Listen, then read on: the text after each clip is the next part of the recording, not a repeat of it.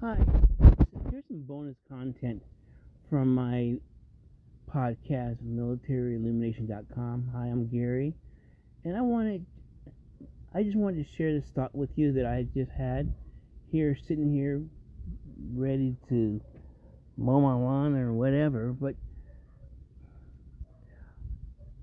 when you think about what you want to do,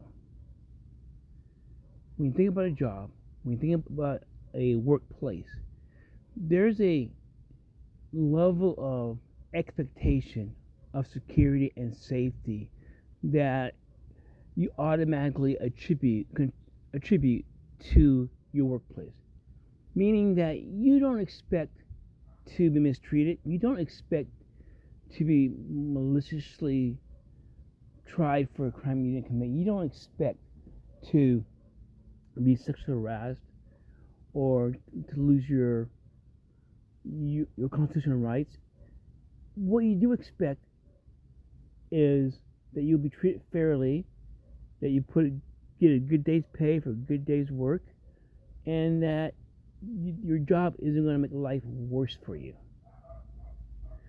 When you consider the military, United States Armed Forces, there is probably an expectation that when you enlist, that you are enlisting in a organization that has high standards. And since you are protecting their country and their constitutional rights, that you will also be given those rights to you. I believe that's what most people think. But here's what you got to understand is that when you enlist in the armed forces, the military of the United States, all that goes away. Let it sink in. All that goes away. You're not entitled to any of that. You are a instrument of the government to